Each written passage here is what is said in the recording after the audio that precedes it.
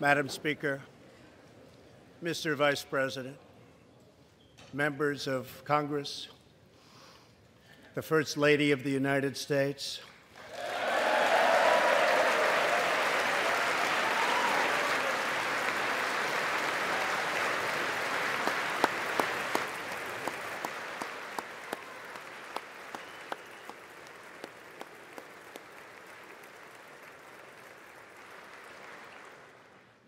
and my fellow Americans. We meet tonight at a moment of unlimited potential. As we begin a new Congress, I stand here ready to work with you to achieve historic breakthroughs for all Americans. Millions of our fellow citizens are watching us now gathered in this great chamber, hoping that we will govern not as two parties, but as one nation.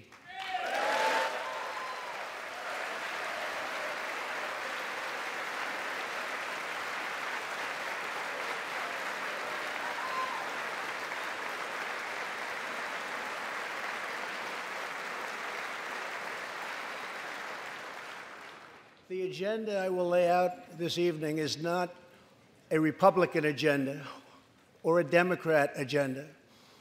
It's the agenda of the American people. Many of us have campaigned on the same core promises to defend American jobs and demand fair trade for American workers, to rebuild and revitalize our nation's infrastructure, to reduce the price of health care and prescription drugs, to create an immigration system that is safe, lawful, modern, and secure, and to pursue a foreign policy that puts America's interest first. There is a new opportunity in American politics if only we have the courage together to seize it.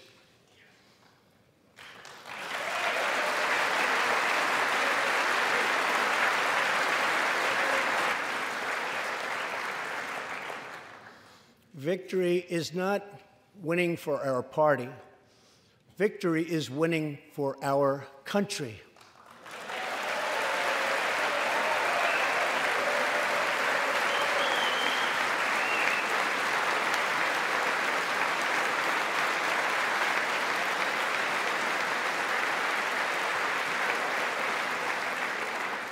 This year, America will recognize two important anniversaries that show us the majesty of America's mission and the power of American pride. In June, we mark 75 years since the start of what General Dwight D. Eisenhower called the Great Crusade, the Allied liberation of Europe in World War II.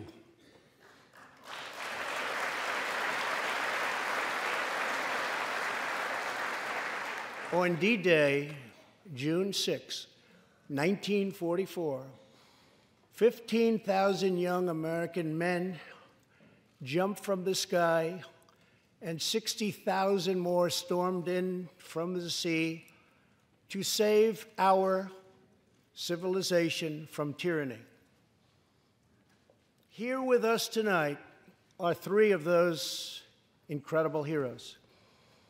Private First Class Joseph Riley, Staff Sergeant Irving Locker, and Sergeant Herman Zaitchik. Please.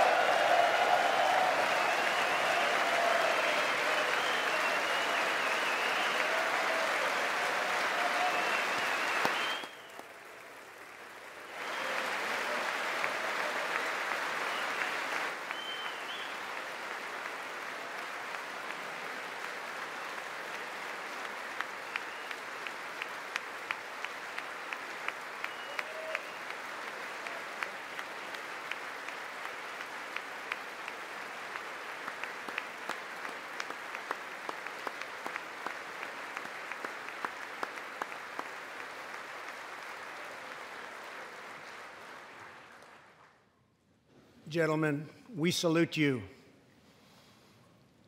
In 2019, we also celebrate 50 years since brave young pilots flew 250,000 miles through space to plant the American flag on the face of the moon. Half a century later, we are joined by one of the Apollo 11 astronauts who planted that flag, Buzz Aldrin.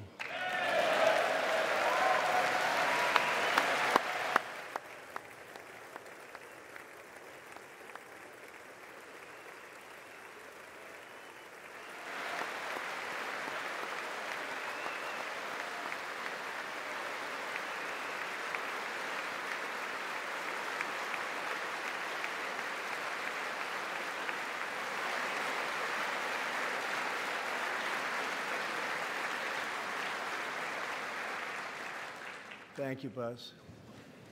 This year, American astronauts will go back to space on American rockets.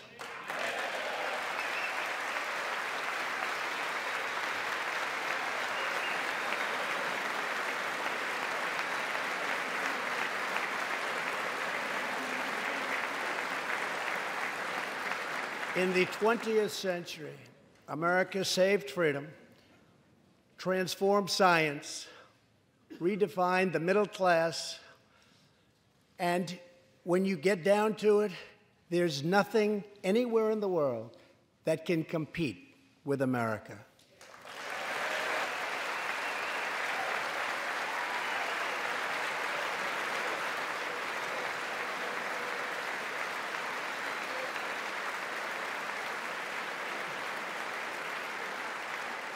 Now we must step boldly and bravely into the next chapter of this great American adventure. And we must create a new standard of living for the 21st century. An amazing quality of life for all of our citizens is within reach.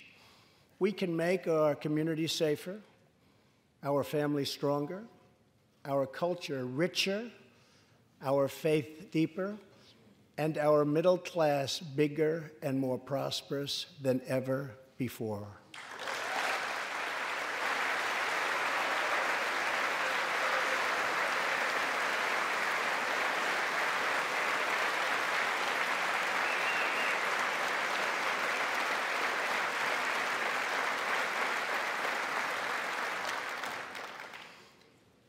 But we must reject the politics of revenge, resistance, and retribution, and embrace the boundless potential of cooperation, compromise, and the common good.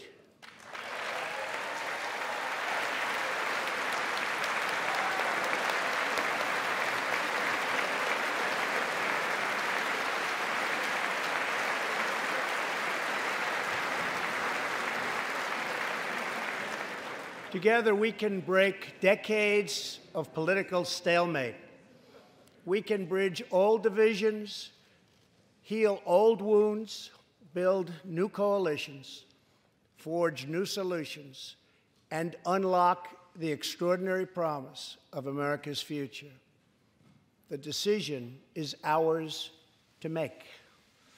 We must choose between greatness or gridlock, results or resistance, vision or vengeance, incredible progress or pointless destruction. Tonight, I ask you to choose greatness.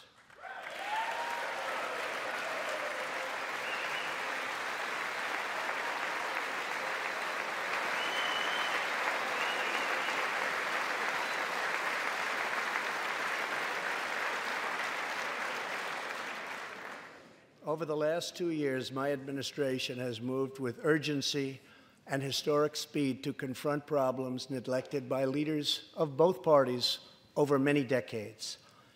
In just over 2 years since the election, we have launched an unprecedented economic boom, a boom that has rarely been seen before. There's been nothing like it. We have created 5.3 million new jobs, and importantly added 600,000 new manufacturing jobs, something which almost everyone said was impossible to do. But the fact is, we are just getting started.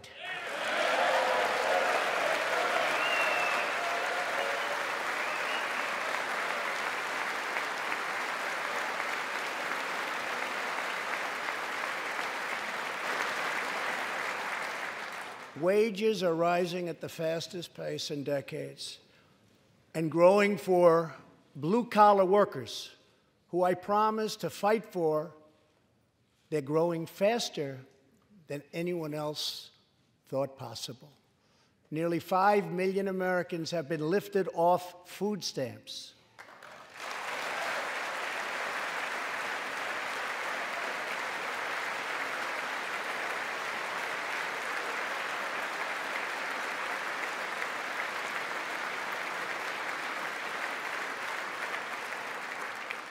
The U.S. economy is growing almost twice as fast today as when I took office. And we are considered far and away the hottest economy anywhere in the world, not even close.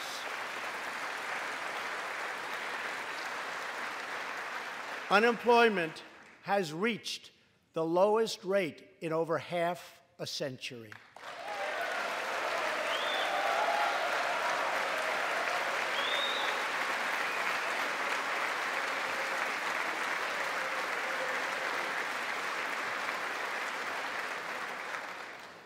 African American, Hispanic American, and Asian American unemployment have all reached their lowest levels ever recorded.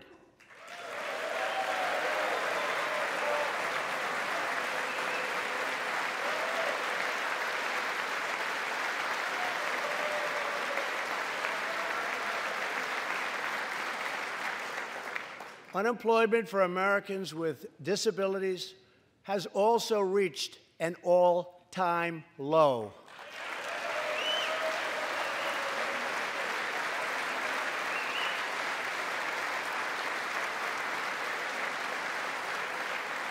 More people are working now than at any time in the history of our country. 157 million people at work.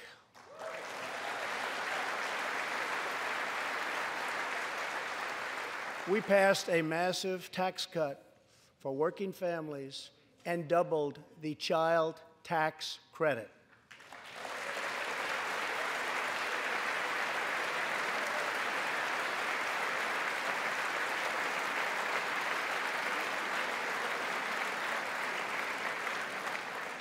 We virtually ended the estate tax, or death tax, as it is often called, on small businesses, for ranches, and also for family farms.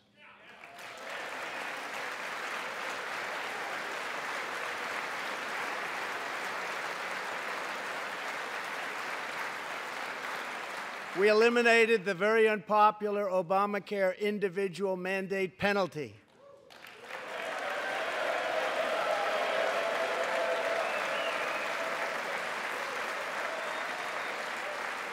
And to give critically ill patients access to life-saving cures, we passed, very importantly, right to try.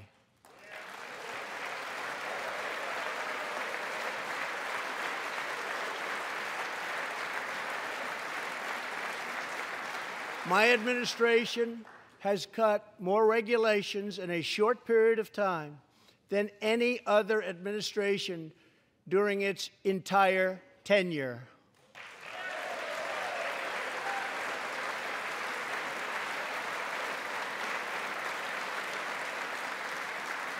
Companies are coming back to our country in large numbers, thanks to our historic reductions in taxes and regulations.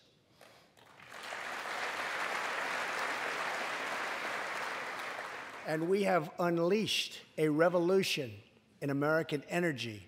The United States is now the #1 producer of oil and natural gas anywhere in the world.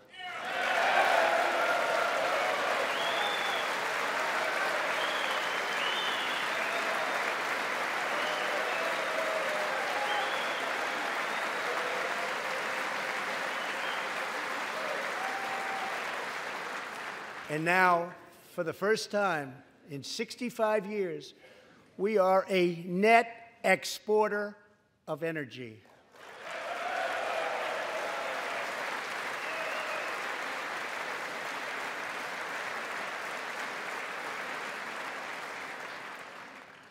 After 24 months of rapid progress, our economy is the envy of the world. Our military is the most powerful on earth by far. And America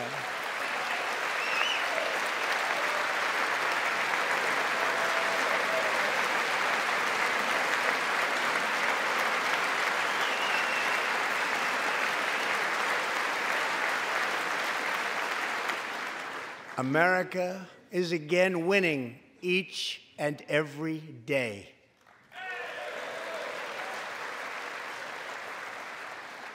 Members of Congress, the state of our union is strong.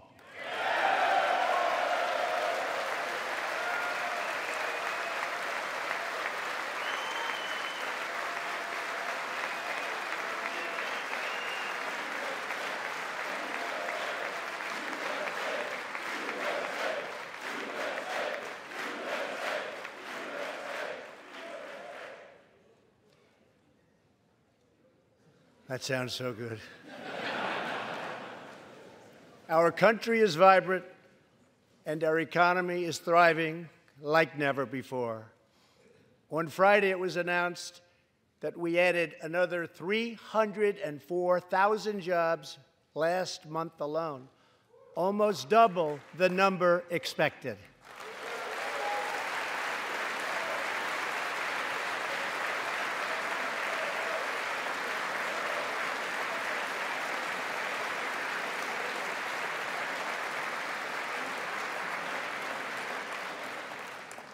An economic miracle is taking place in the United States, and the only thing that can stop it are foolish wars, politics, or ridiculous partisan investigations.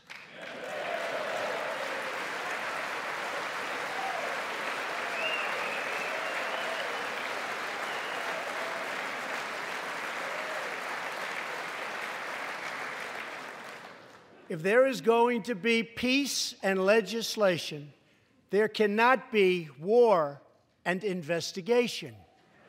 It just doesn't work that way. We must be united at home to defeat our adversaries abroad. This new era of cooperation can start with finally confirming the more than 300 highly qualified nominees who are still stuck in the Senate, in some cases years and years waiting. Not right.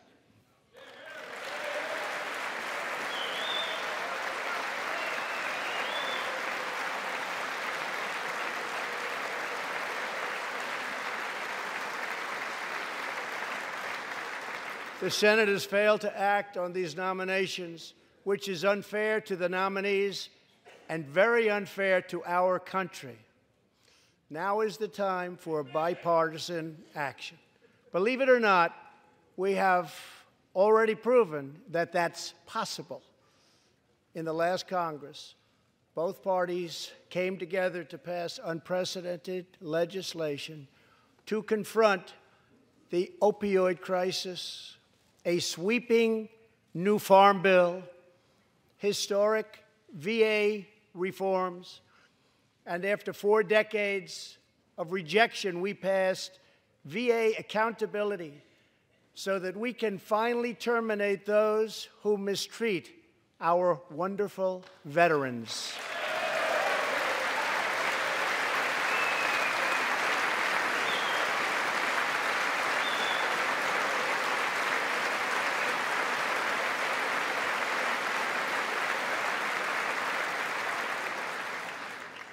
And just weeks ago, both parties united for groundbreaking criminal justice reform. They said it couldn't be done.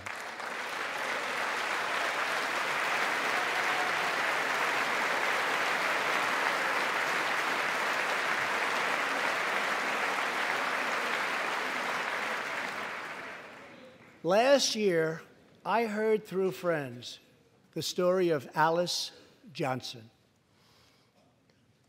I was deeply moved. In 1997, Alice was sentenced to life in prison as a first-time nonviolent drug offender. Over the next 22 years, she became a prison minister, inspiring others to choose a better path. She had a big impact on that prison population and far beyond. Alice's story underscores the disparities and unfairness that can exist in criminal sentencing and the need to remedy this total injustice. She served almost that 22 years and had expected to be in prison for the remainder of her life. In June, I commuted Alice's sentence. When I saw Alice's beautiful family greet her at the prison gates, hugging and kissing and crying and laughing, I knew I did something right. Alice is with us tonight, and she is a terrific woman. Terrific. Alice, please.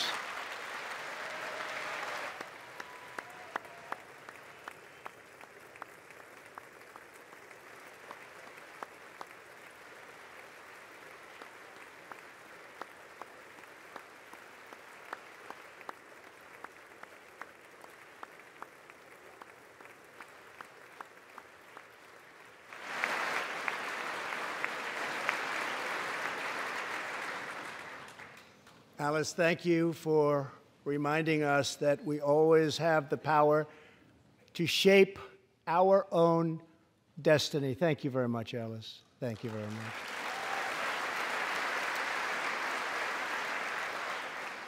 Inspired by stories like Alice's, my administration worked closely with members of both parties to sign the First Step Act into law. Big deal. It's a big deal.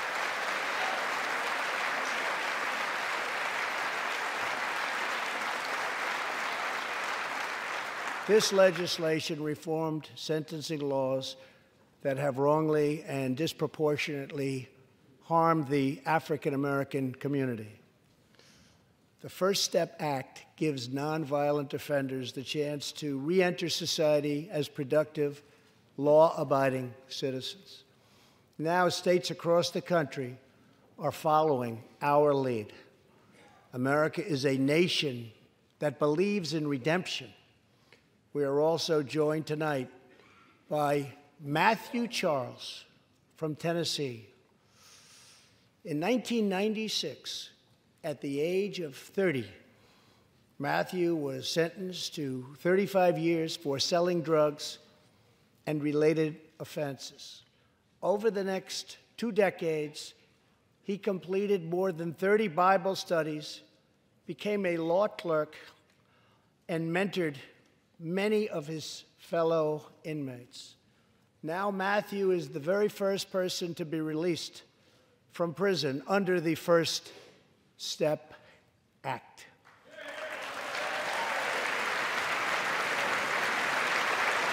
Matthew, please.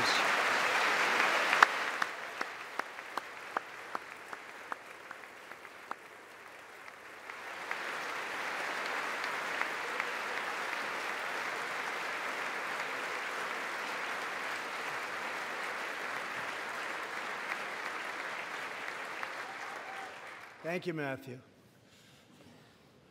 Welcome home.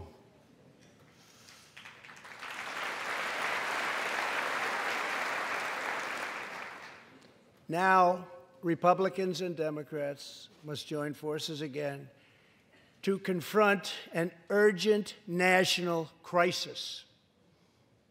Congress has 10 days left to pass a bill that will fund our government, protect our homeland, and secure our very dangerous southern border. Now is the time for Congress to show the world that America is committed to ending illegal immigration and putting the ruthless coyotes, cartels, drug dealers, and human traffickers out of business.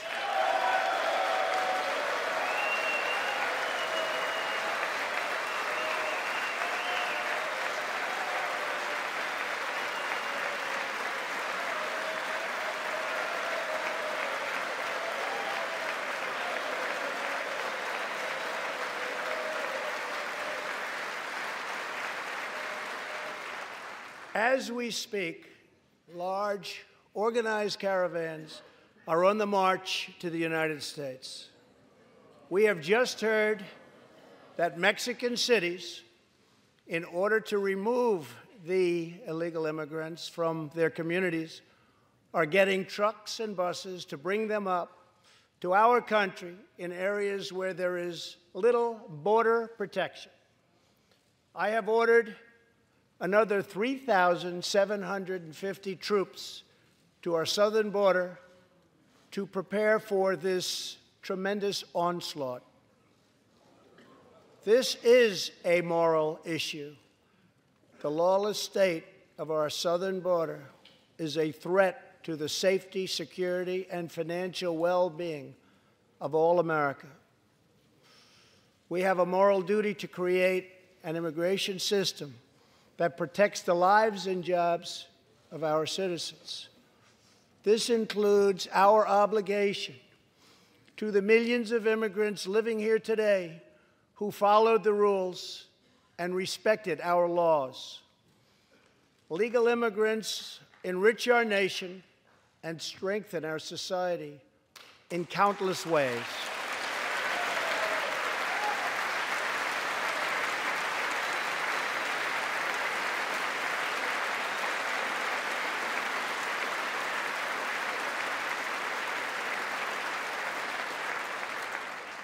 I want people to come into our country in the largest numbers ever, but they have to come in legally.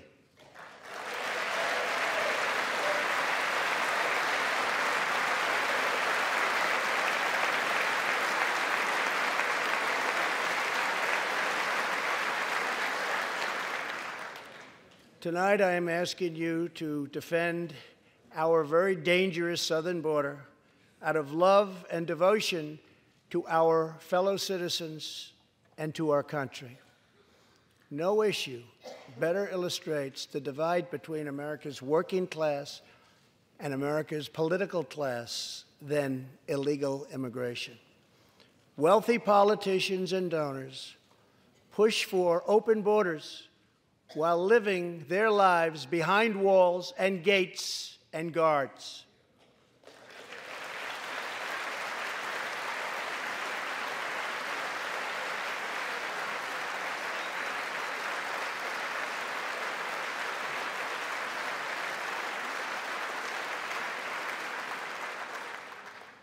Meanwhile, working-class Americans are left to pay the price for mass illegal immigration. Reduced jobs, lower wages, overburdened schools, hospitals that are so crowded you can't get in, increased crime, and a depleted social safety net. Tolerance for illegal immigration is not compassionate. It is actually very cruel.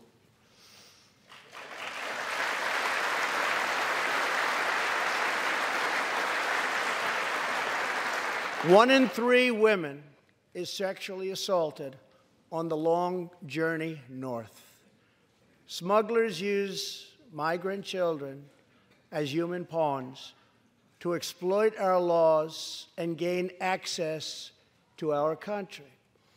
Human traffickers and sex traffickers take advantage of the wide open areas between our ports of entry to smuggle thousands of young girls and women into the United States and to sell them into prostitution and modern-day slavery.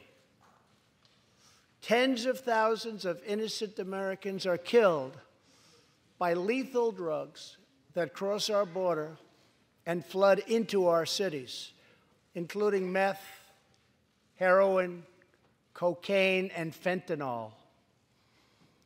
The savage gang, MS-13, now operates in at least 20 different American states, and they almost all come through our southern border. Just yesterday, an MS-13 gang member was taken into custody for a fatal shooting on a subway platform in New York City. We are removing these gang members by the thousands, but until we secure our border, they're going to keep streaming right back in. Year after year, countless Americans are murdered by criminal, illegal aliens. I've gotten to know many wonderful angel moms and dads and families. No one should ever have to suffer the horrible heartache that they have had to endure. Here tonight is Deborah Bissell. Just 3 weeks ago, Deborah's parents, Gerald and Sharon, were burglarized and shot to death in their Reno, Nevada home by an illegal alien. They were in their 80s and are survived by 4 children, 11 grandchildren, and 20 great-grandchildren. Also here tonight are Gerald and Sharon's granddaughter, Heather, and great-granddaughter, Madison. To Deborah, Heather, Madison, please stand. Few can understand your pain. Thank you, and thank you for being here. Thank you very much.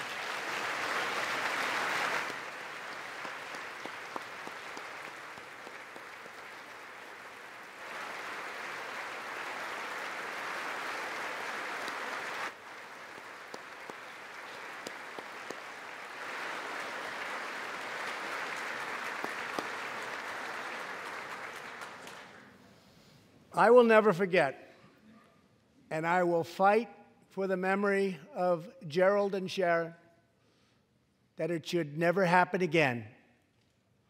Not one more American life should be lost because our nation failed to control its very dangerous border.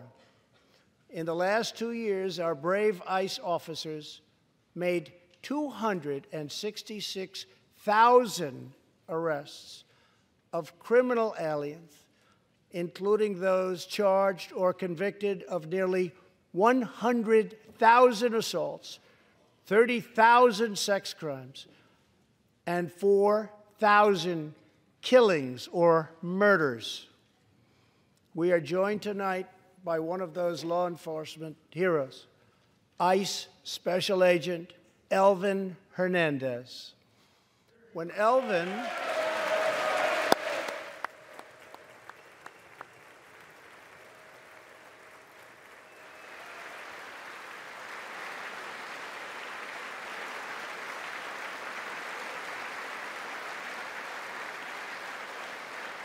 Thank you. When Elvin was a boy, he and his family legally immigrated to the United States from the Dominican Republic. At the age of 8, Elvin told his dad he wanted to become a special agent. Today, he leads investigations into the scourge of international sex trafficking. Elvin says that if I can make sure these young girls get their justice, I've really done my job. Thanks to his work and that of his incredible colleagues, more than 300 women and girls have been rescued from the horror of this terrible situation. And more than 1,500 sadistic traffickers have been put behind bars.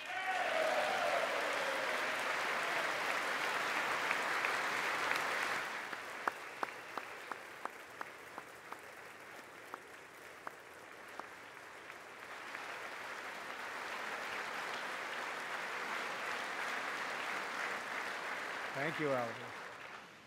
We will always support the brave men and women of law enforcement, and I pledge to you tonight that I will never abolish our heroes from ICE. Thank you.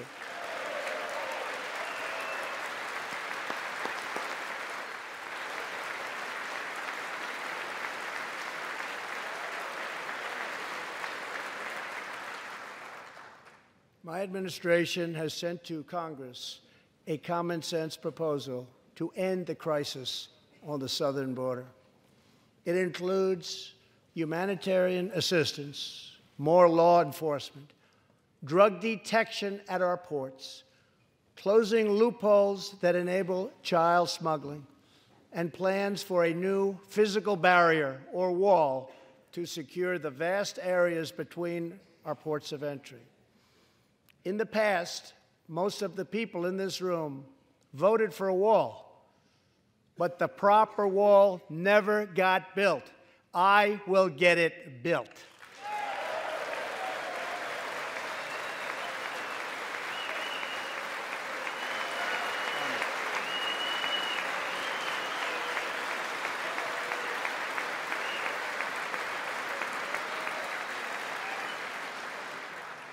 This is a smart, strategic, see-through steel barrier, not just a simple concrete wall.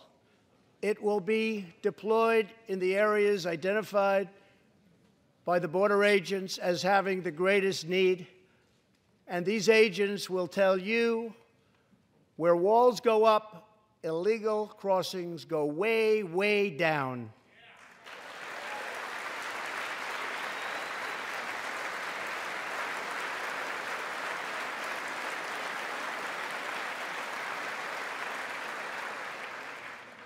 San Diego used to have the most illegal border crossings in our country. In response, a strong security wall was put in place. This powerful barrier almost completely ended illegal crossings. The border city of El Paso, Texas, used to have extremely high rates of violent crime, one of the highest in the entire country, and considered one of our nation's most dangerous cities. Now, immediately upon its building, with a powerful barrier in place, El Paso is one of the safest cities in our country. Simply put, walls work and walls save lives.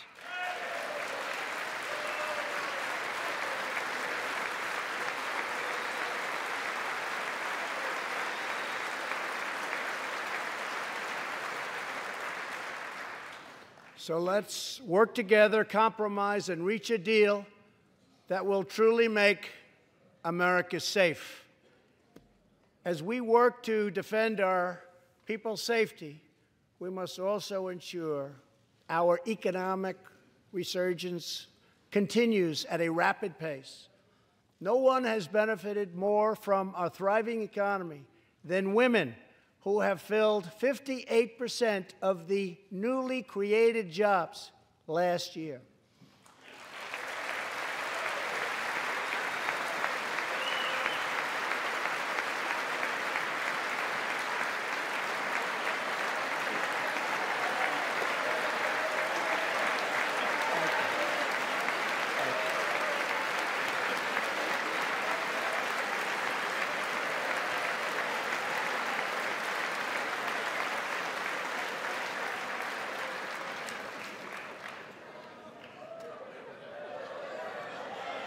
You weren't supposed to do that. Thank you very much. Thank you very much. All Americans can be proud that we have more women in the workforce than ever before.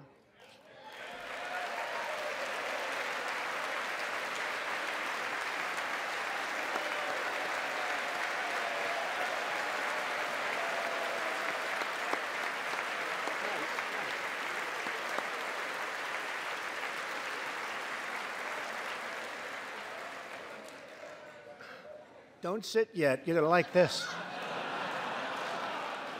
And exactly 1 century after Congress passed the constitutional amendment giving women the right to vote, we also have more women serving in Congress than at any time before.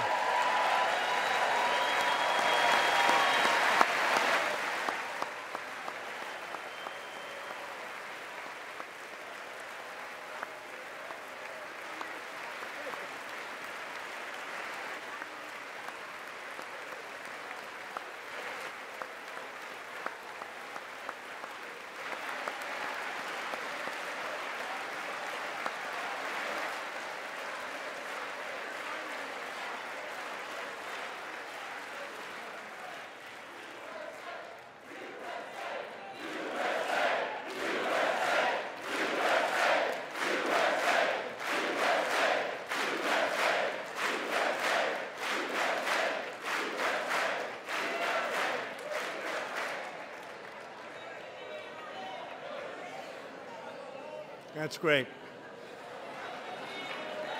Really great. And congratulations. That's great. As part of our commitment to improving opportunity for women everywhere, this Thursday, we are launching the first ever government-wide initiative focused on economic empowerment for women in developing countries. To build on, thank you.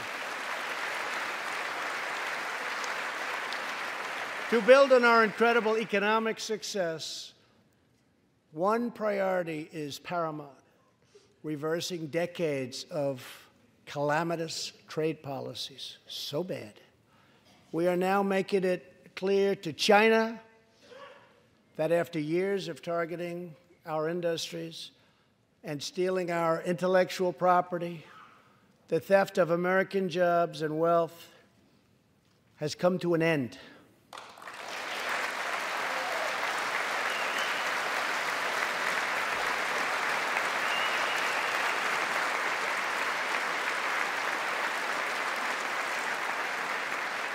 Therefore, we recently imposed tariffs on $250 billion of Chinese goods, and now our Treasury is receiving billions and billions of dollars.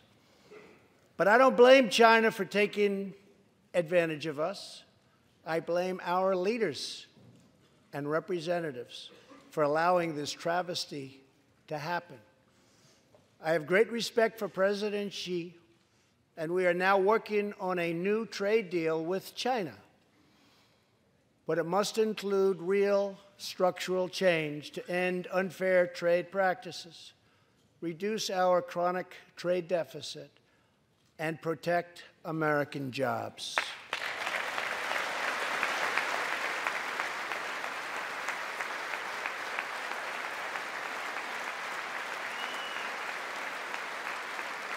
Thank you.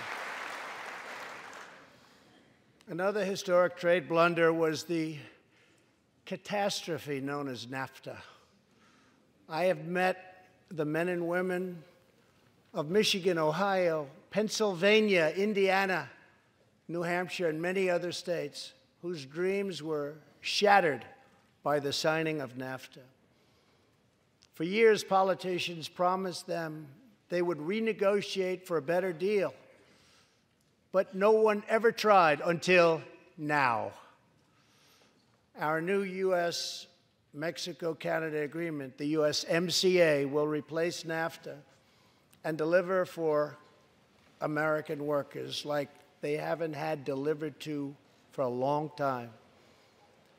I hope you can pass the USMCA into law so that we can bring back our manufacturing jobs in even greater numbers, expand American agriculture, protect intellectual property, and ensure that more cars are proudly stamped with our 4 beautiful words: Made in the USA.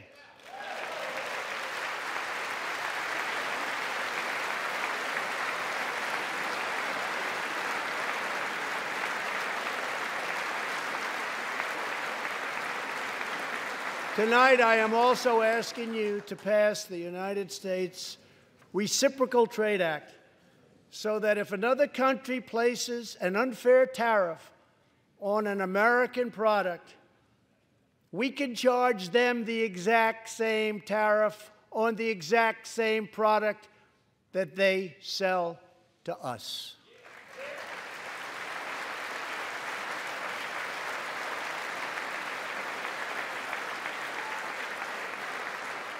Both parties should be able to unite for a great rebuilding of America's crumbling infrastructure.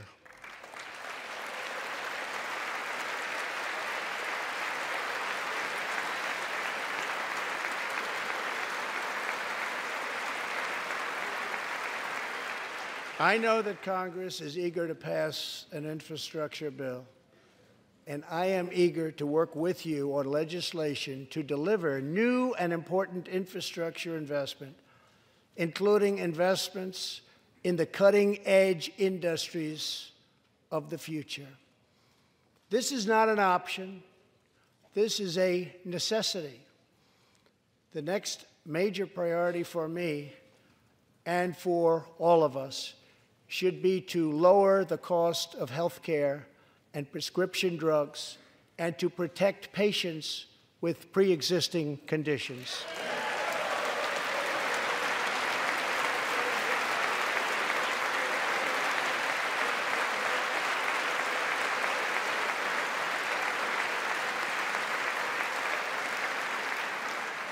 Already as a result of my administration's efforts in 2018, drug prices experienced their single largest decline in 46 years.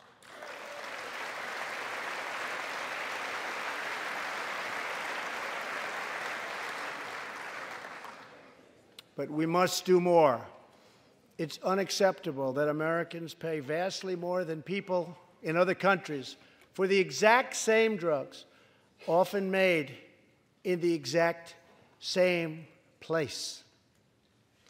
This is wrong, this is unfair, and together we will stop it, and we'll stop it fast.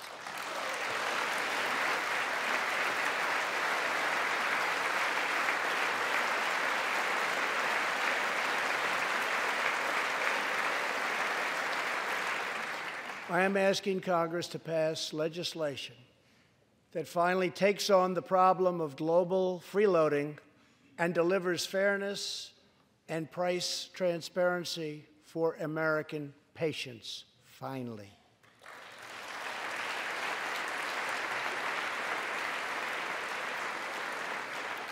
We should also require drug companies, insurance companies, and hospitals to disclose real prices to foster competition and bring costs way down.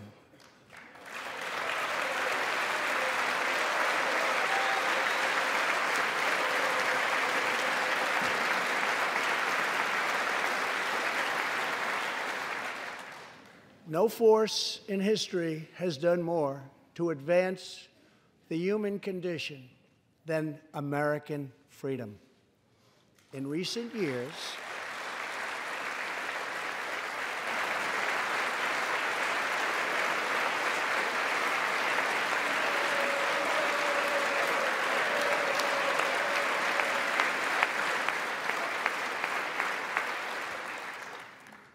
years, we have made remarkable progress in the fight against HIV and AIDS.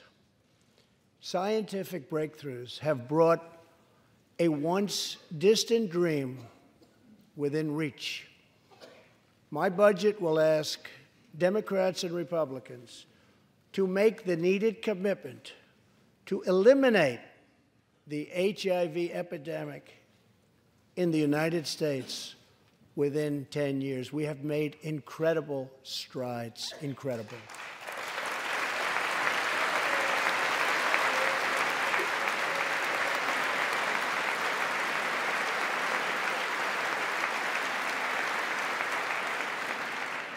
Together, we will defeat AIDS in America and beyond.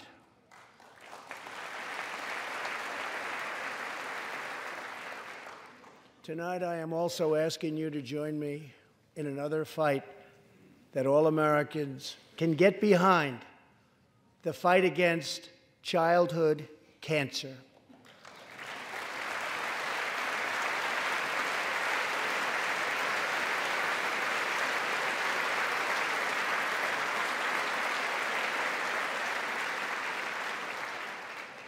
Joining Melania in the gallery this evening is a very brave 10-year-old girl, Grace Eline. Every birthday,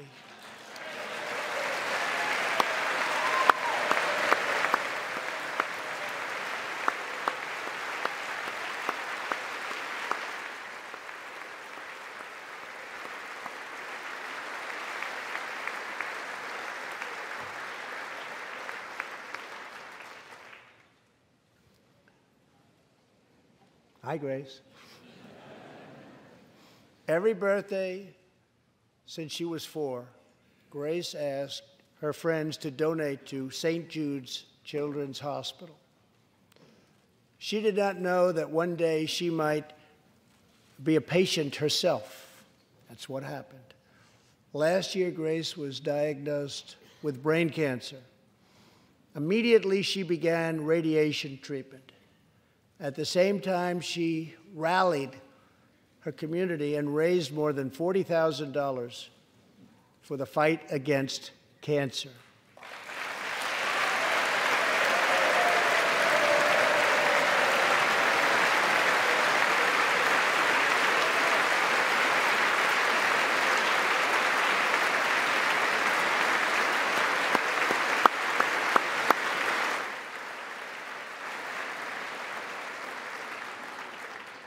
When Grace completed treatment last fall, her doctors and nurses cheered. They loved her. They still love her. With tears in their eyes as she hung up a poster that read, "Last day of chemo."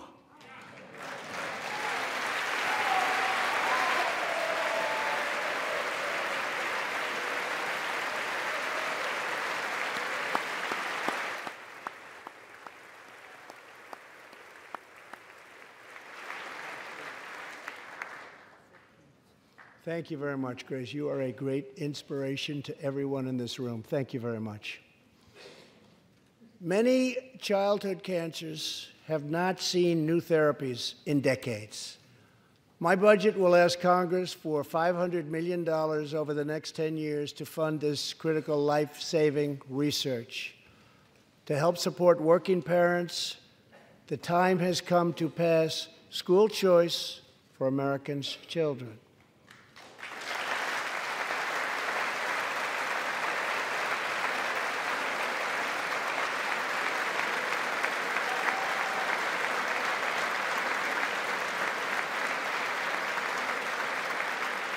I am also proud to be the first president to include in my budget a plan for nationwide paid family leave so that every new parent has the chance to bond with their newborn child.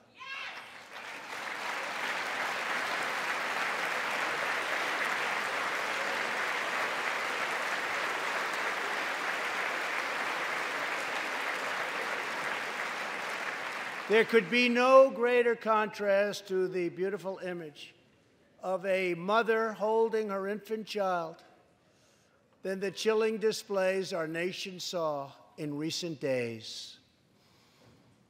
Lawmakers in New York cheered with delight upon the passage of legislation that would allow a baby to be ripped from the mother's womb moments from birth. These are living, feeling, beautiful babies who will never get the chance to share their love and their dreams with the world. And then we had the case of the governor of Virginia, where he stated he would execute a baby after birth. To defend the dignity of every person, I am asking Congress to pass legislation to prohibit the late-term abortion of children who can feel pain in the mother's womb.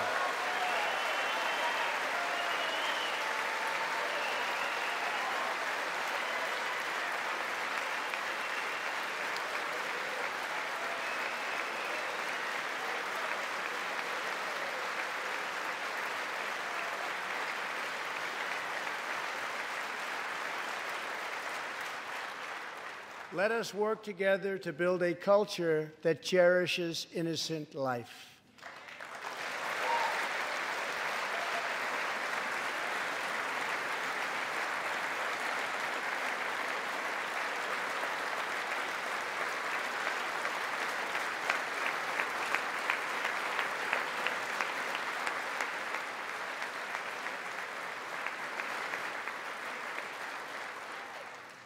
And let us reaffirm a fundamental truth.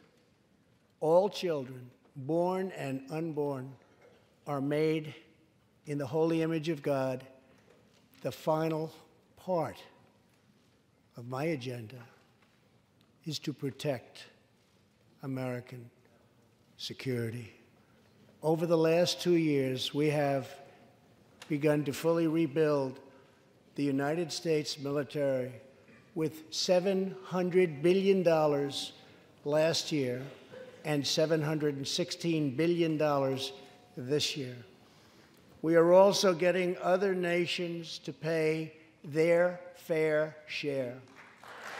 Finally.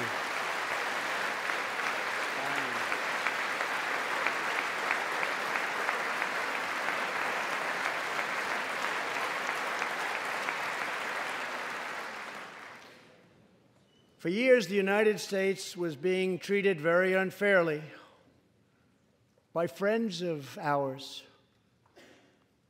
members of NATO. But now we have secured, over the last couple of years, more than $100 billion of increase in defense spending from our NATO allies. They said it couldn't be done.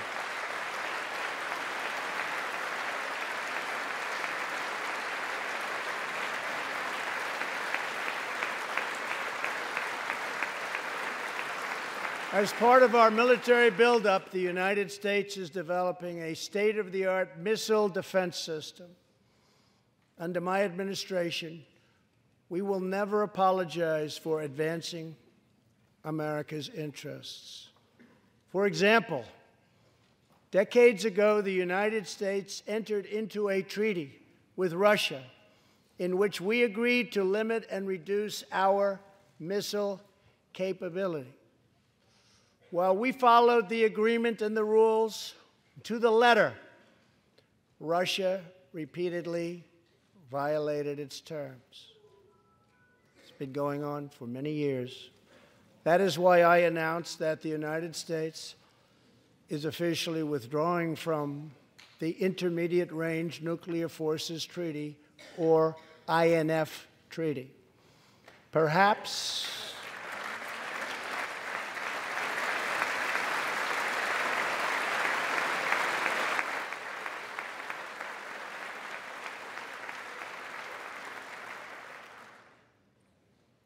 we really have no choice.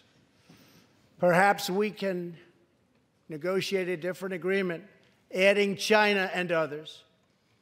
Or perhaps we can't, in which case we will outspend and out-innovate all others by far.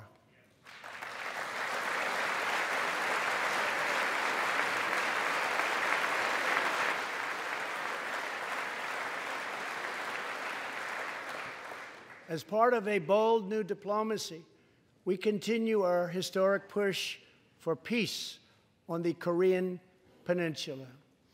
Our hostages have come home. Nuclear testing has stopped, and there has not been a missile launch in more than 15 months. If I had not been elected President of the United States, we would right now, in my opinion, be in a major war with North Korea.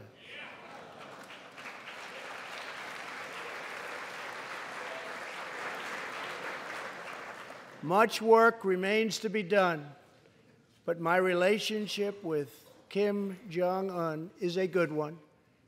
Chairman Kim and I will meet again on February 27th and 28th in Vietnam.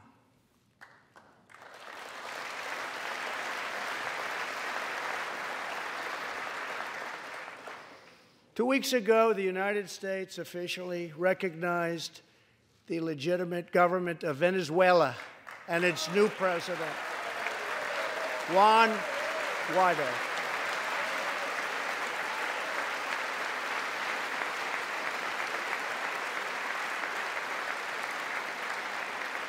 We stand with the Venezuelan people in their noble quest for freedom, and we condemn the brutality of the Maduro regime, whose socialist policies have turned that nation from being the wealthiest in South America into a state of abject poverty and despair.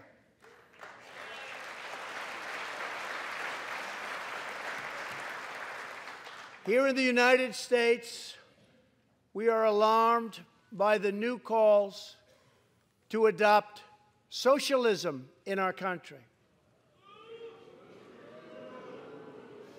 America was founded on liberty and independence, and not government coercion, domination, and control.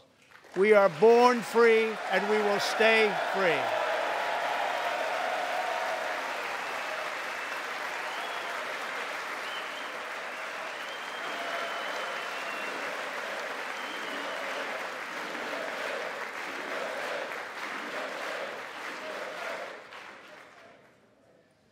Tonight, we renew our resolve that America will never be a socialist country.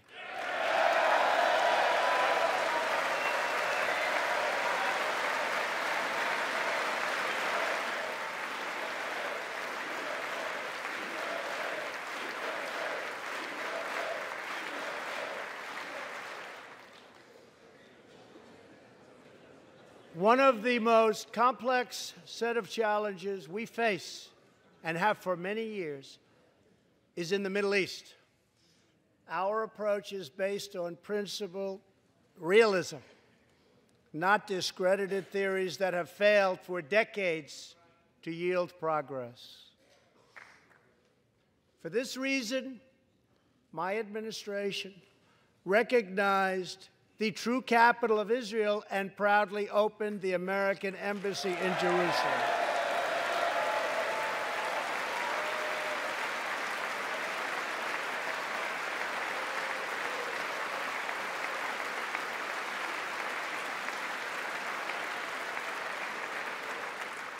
Our brave troops have now been fighting in the Middle East for almost 19 years.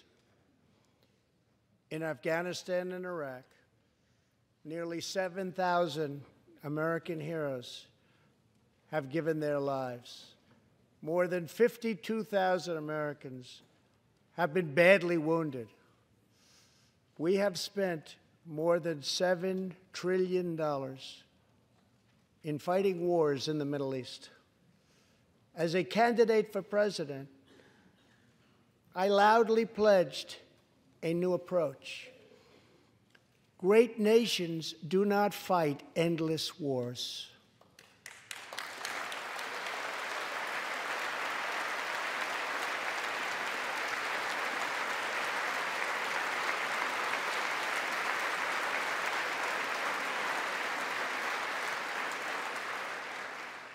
When I took office, ISIS controlled more than 20,000 square miles in Iraq and Syria just 2 years ago. Today, we have liberated virtually all of the territory from the grip of these bloodthirsty monsters. Now, as we work with our allies to destroy the remnants of ISIS, it is time to give our brave warriors in Syria a warm welcome home. I have also accelerated our negotiations to reach, if possible, a political settlement in Afghanistan. The opposing side is also very happy to be negotiating. Our troops have fought with unmatched valor, and thanks to their bravery, we are now able to pursue a possible political solution to this long and bloody conflict.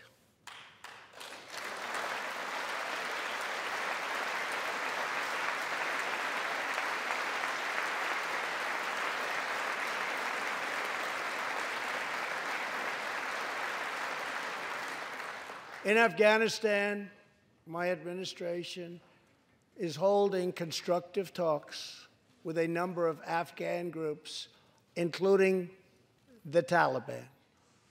As we make progress in these negotiations, we will be able to reduce our troops' presence and focus on counterterrorism, and we will indeed focus on counterterrorism.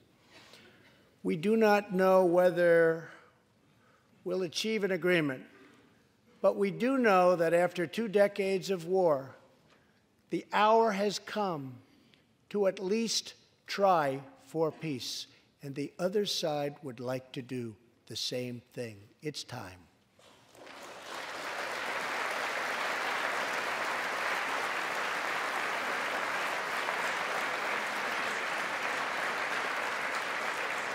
Above all, friend and foe alike must never doubt this nation's power and will to defend our people. 18 years ago, violent terrorists attacked the USS Cole, and last month, American forces killed one of the leaders of that attack.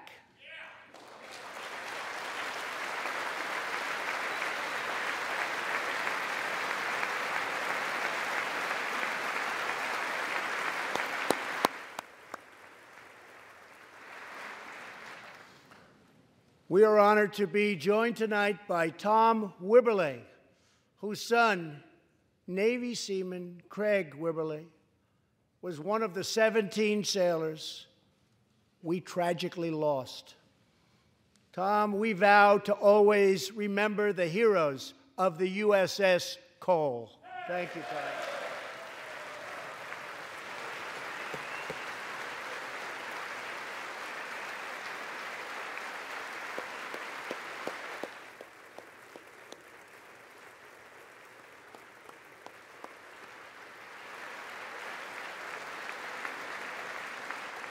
My administration has acted decisively to confront the world's leading state sponsor of terror, the radical regime in Iran. It is a radical regime. They do bad, bad things. To ensure this corrupt dictatorship never acquires nuclear weapons, I withdrew the United States from the disastrous Iran nuclear deal.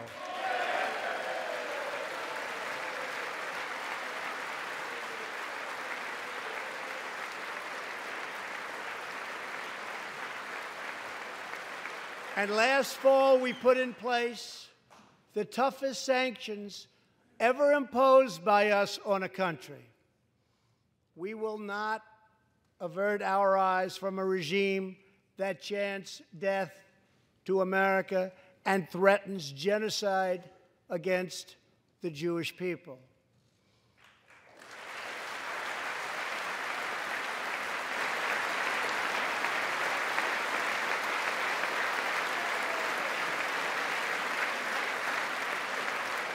We must never ignore the vile poison of anti-Semitism or those who spread its venomous creed.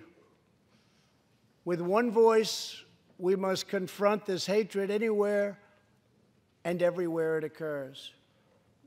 Just months ago, 11 Jewish Americans were viciously murdered in an anti-Semitic attack on the Tree of Life Synagogue in Pittsburgh. SWAT officer Timothy Mattson raced into the gunfire and was shot 7 times chasing down the killer, and he was very successful. Timothy has just had his 12th surgery, and he's going in for many more. but he made the trip to be here with us tonight. Officer Mattson, please.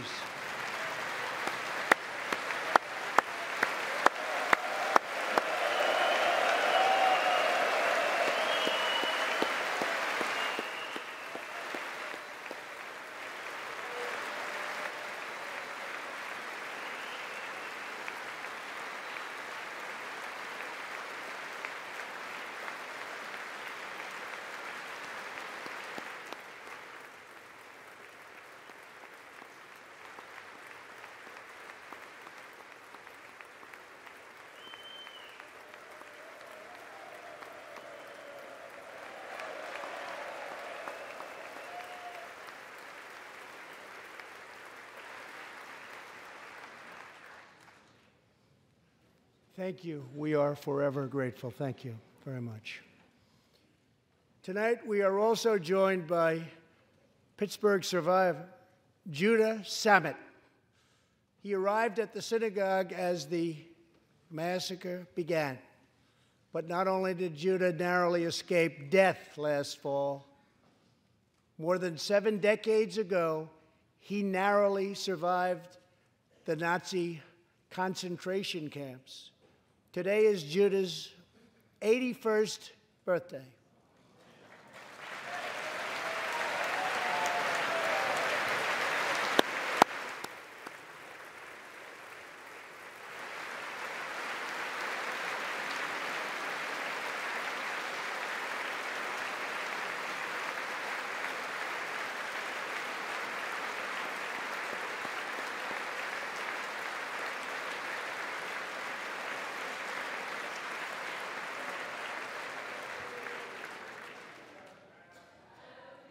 Great.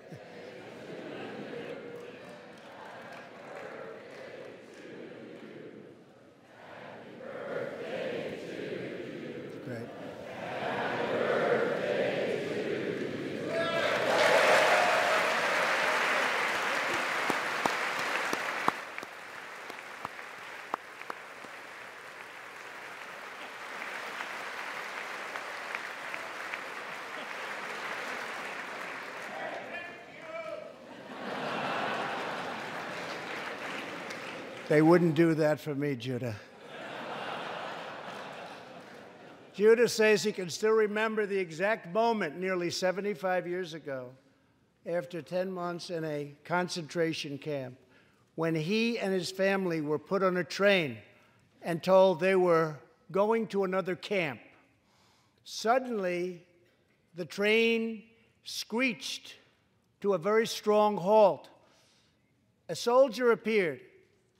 Judah's family braced for the absolute worst. Then his father cried out with joy, "It's the Americans! It's the Americans!"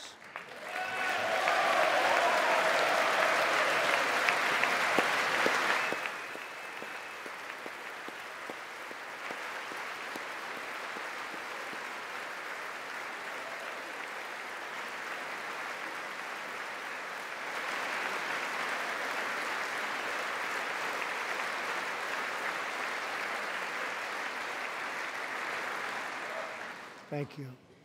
A second Holocaust survivor who is here tonight, Joshua Kaufman, was a prisoner at Dachau. He remembers watching through a hole in the wall of a cattle car as American soldiers rolled in with tanks. To me, Joshua recalls, the American soldiers were proof that God exists. And they came down from the sky. They came down from heaven. I began this evening by honoring 3 soldiers who fought on D-Day in the Second World War. One of them was Herman Zaitchik.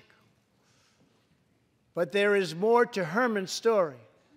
A year after he stormed the beaches of Normandy, Herman was one of the American soldiers who helped liberate Dachau.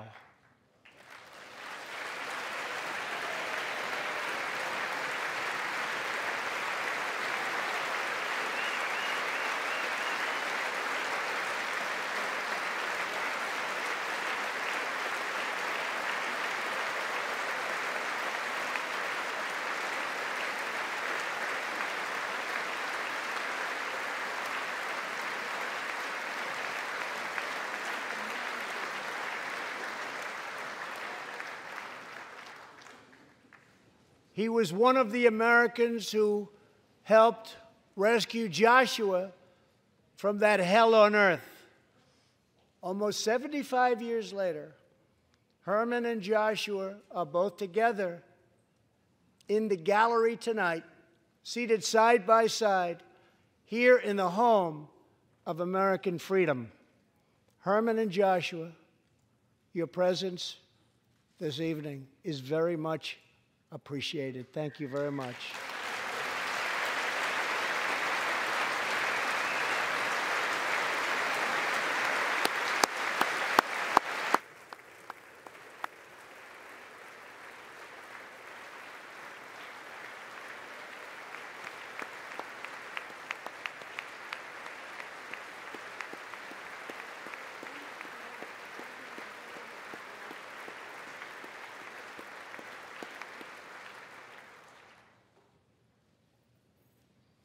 Thank you. When American soldiers set out beneath the dark skies over the English Channel in the early hours of D-Day 1944, they were just young men of 18 and 19 hurtling on fragile landing craft toward the most momentous battle in the history of war. They did not know if they would survive the hour. They did not know if they would grow old, but they knew that America had to prevail. Their cause was this nation and generations yet unborn. Why did they do it? They did it for America. They did it for us. Everything that has come since our triumph over communism, our giant leaps of science and discovery, our unrivaled progress towards equality and justice, all of it is possible thanks to the blood and tears and courage and vision of the Americans who came before. Think of this Capitol. Think of this very chamber where lawmakers before you voted to end slavery, to build the railroads and the highways, and defeat fascism, to secure civil rights, and to face down evil empires. Here tonight, we have legislators from across this magnificent republic. You have come from the rocky shores of Maine and the volcanic peaks of Hawaii, from the snowy woods of Wisconsin and the red deserts of Arizona, from the green farms of Kentucky and the golden beaches of California. Together, we represent the most extraordinary nation in all of history. What will we do with this moment? How will we be remembered? I ask the men and women of this Congress, look at the opportunities before us. Our most thrilling achievements are still ahead. Our most exciting journeys still await. Our biggest victories are still to come. We have not yet begun to dream. We must choose whether we are defined by our differences or whether we dare to transcend them. We must choose whether we squander our great inheritance or whether we proudly declare that we are Americans. We do the incredible. We defy the impossible. We conquer the unknown. This is the time to reignite the American imagination. This is the time to search for the tallest summit and set our sights on the brightest star. This is the time to rekindle the bonds of love and loyalty and memory that link us together as citizens, as neighbors, as patriots. This is our future, our fate, and our choice to make. I am asking you to choose greatness. No matter the trials we face, no matter the challenges to come, we must go forward together. We must keep America first in our hearts. We must keep freedom alive in our souls. And we must always keep faith in America's destiny. That one nation, under God, must be the hope and the promise and the light and the glory among all the nations of the world. Thank you, God bless you, and God bless America. Thank you very much.